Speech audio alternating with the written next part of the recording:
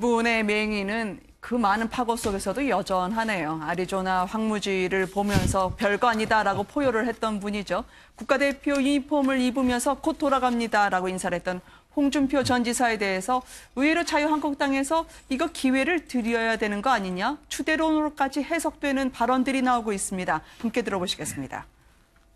물론 이제 홍준표 후보도 장단점이 있는 분입니다.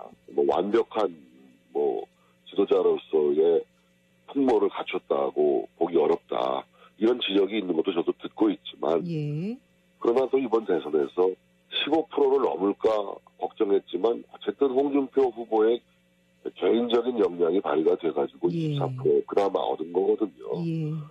또 불과 며칠 전까지 새로운 보수의 교두보로서 홍준표를 외쳤는데 당장 패배했다고 해서 홍준표를 우리 당에서 지우기에 들어간다는 것은 말이 안 되는 것 같고 홍준표 후보가 원한다면 그분에게도 기회를 주는 것이 마땅하다.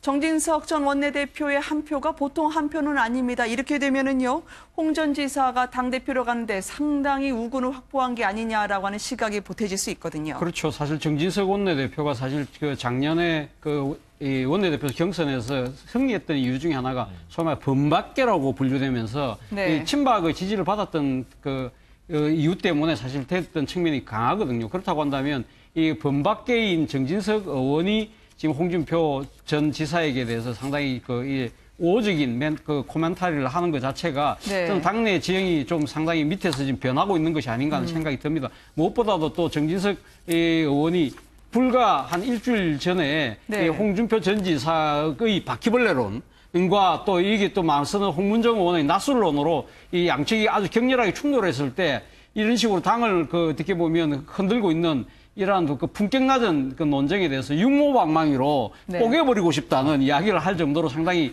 양쪽에 대해서 상당히 비판적인 입장을 갖고 있었기 때문에 당시 관측으로는 정진석 의원 본인이 당권에 도전한 것이 아니냐 할 정도로 상당히 당내의 그런 기대를 모으고 있던 분이기 때문에 아마 홍 전 지사에 대한 이런 상당히 우호적인 코멘터리 자체가 당내의 기류 자체가 지금 약간 홍준표 전 지사 쪽으로 기우는 것이 아니냐 그런 관측도 충분히 할 것 같은데요. 저는 어쨌든 간에 이 정진석 의원이 주장하듯이 상당히 무너지는 당을 7%에서 24%까지 지지율을 끌어올린 측면을 높이 평가한 측면, 저도 어느 정도 인정할 수 있다고 봅니다만, 그럼에도 불구하고 지금 자유한국당 내에서 당권을 둘러싼 여러 가지 논의 자체에서 저는 중요한 것들이 좀 빠져 있는 것이 아닌가 하는 생각이 듭니다. 무엇보다도 첫 번째는 이 자기 반성의 목소리가 없다는 거죠. 사실 정진석 의원이 육모방망이 이야기할 때만 하더라도 정진석 의원 정도를 비롯해서 이 자기 반성에 대한 목소리가 좀 당내에서 일어나지 않을까 하는 생각이 있는데 그러한 것이 없다는 거고, 가장 결정적인 문제는 제가 봤을 때는 그렇습니다. 당내 새로운 리더십에 대한 고민이 없다는 겁니다. 과거 한나라당 시절에 보면 초재선 의원들을 중심으로 해서 당내 소장 개혁파들이 당내의 올바른 기강을 정립하기 위한 정풍운동이나 이런 이 끊임없는 혁신의 목소리도 있었는데 이번에는 아예 그런 목소리가 보이지 않는다는 거예요. 그런 측면에서 본다고 한다면 정진석 의원이 아예 그러면 이런 당의 모습이 너무 좌절해서 아예 차라리 새로운 주류가 될 수 있는 홍준표 전 지사에게 미리 손을 든 측면도 있지 않는 측면에서 본다고 한다면 모르겠습니다. 당의 앞날이 그렇게 밝아 보이지는 않아 보입니다. 네, 본인도 고민해보겠다고 얘기했기 때문에요. 홍준표 전 지사가 만만치 않은 경쟁자다. 그러니 나도 한번 승부를 겨뤄볼 만하다라고 시사점을 주고 있는 게 아닐까라는 분석도 있습니다. 다만 이 모든 것을 뛰어넘어서 정두원 전 의원은 관심 없다. 영남 자민련이 될 건데 뭐라고 하면서 싸늘하게 이야기를 하던데요. 그러니까 결국 지금 자유한국당의 고민은 어떤 새로운 리더십을 세우고 또 확장성을 갖는 것이죠. 사실 제1야당의 지지도가 8%라는 것은 이거는 저 유사일에 있어 본 적이 없는 지지도였거든요.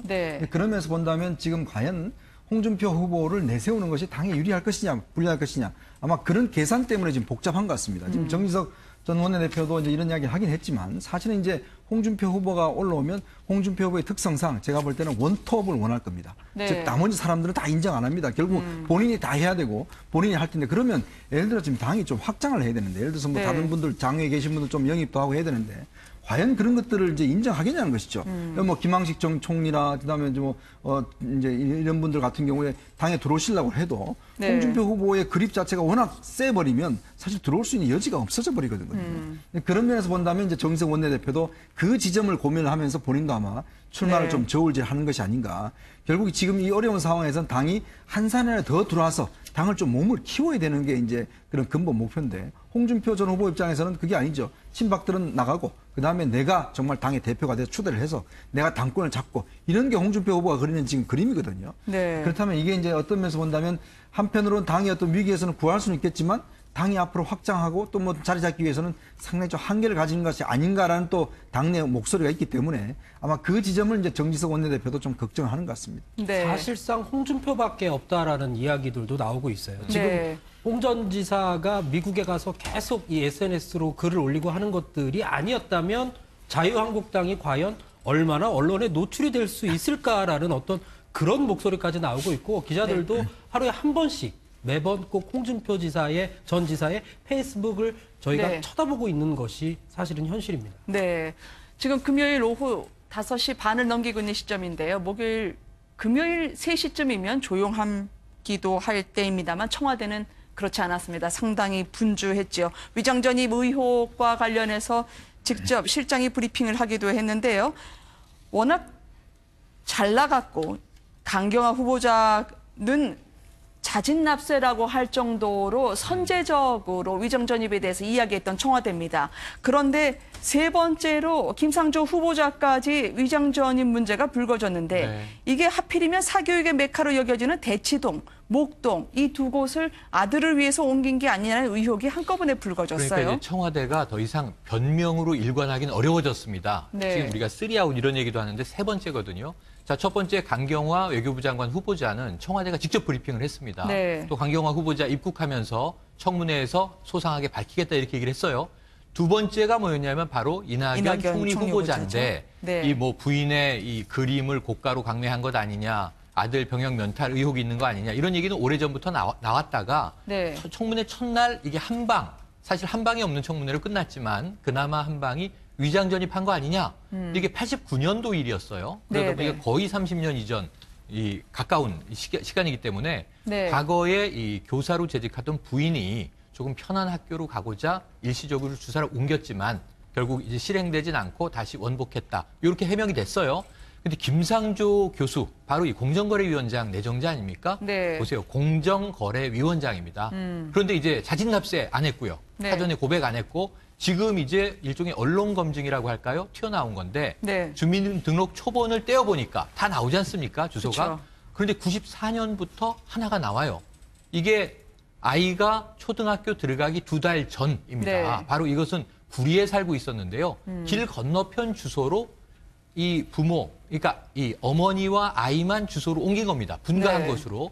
그러니까 이거는 이제 위장전입 의혹이죠, 분명히. 이게 주민등록법 37조 3항 위반이 되는 거거든요. 네. 그리고 다시 이제 90년대 말로 와서 99년에는 목동에 거주해요. 네. 그런데 2002년도에 대치동으로 주소가 바뀝니다. 네. 그리고 2004년에는 예일대에 연수를 가면서 가족이 다 미국에 나가 있거든요.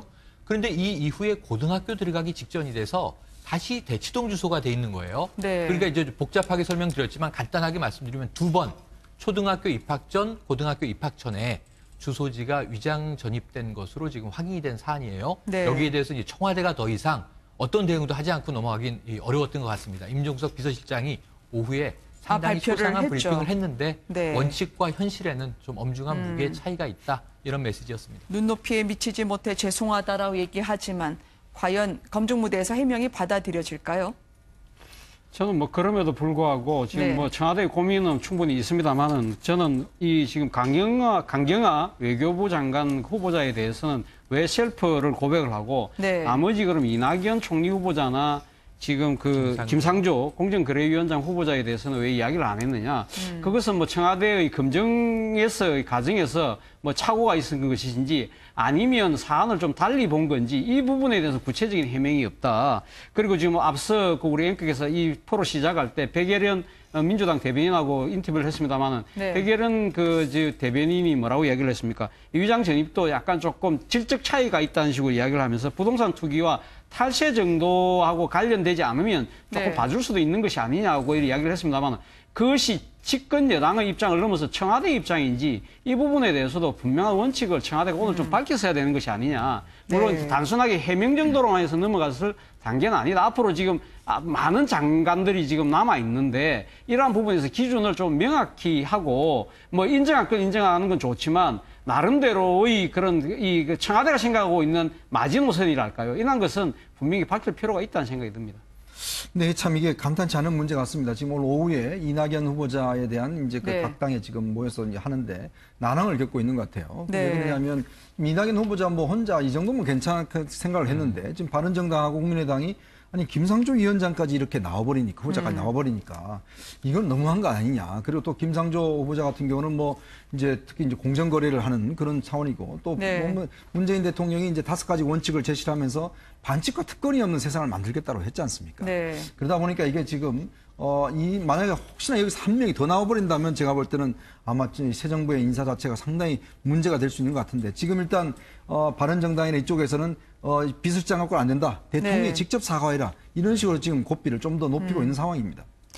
오늘 브리핑 했을 때 분위기는 어땠다고 합니까? 임종석 실장이 직접 이야기하던데요. 사과하고. 임종석 실장이 그 사과 브리핑을 하고 나서 그 뒤에 기자들과 질의응답을 가졌는데 기자들도 가장 그 부분을 제일 먼저 물어봤습니다. 강경화 후보자 같은 경우는 먼저 얘기했다 손 치더라도 그러면 이낙연 후보는 왜 이렇게 된 거냐 그랬더니 임 실장이 이렇게 이야기를 합니다.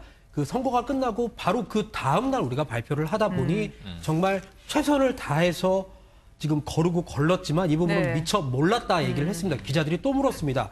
그러면 김상조 후보자는 왜 몰랐냐 이렇게 물어봤더니 다소 난감해하면서 지금 청문회를 앞두고 있으니까 조금 얘기하기가 좀 부담스럽다. 검증은 했는데 비난받을 성격은 아니라고 봤다라고 이야기를 했습니다. 검증을 했는데 비난받을 성격은 아니라고 봤다. 이 얘기는 다시 말해서 아까 그 백혜련 그 대변인이 얘기했던 것처럼 부동산 투기가 아니고 어떤 아들의 어떤 이런 문제 때문이라고 봤다라고 볼 수도 있는데 청문 과정에서 좀 자세히 다뤄질 것 같다라고 이야기를 하면서 상당히 난감해했습니다. 그러면서 내부 기준을 좀 마련하겠다라고 이야기를 했고요. 결국 그 오늘 3가지를 동시에 발표한 셈입니다. 먼저 이 위장전입 문제에 대한 유감을 표명했고 국민께 사과했고 그다음에 양해를 구한 거죠. 네.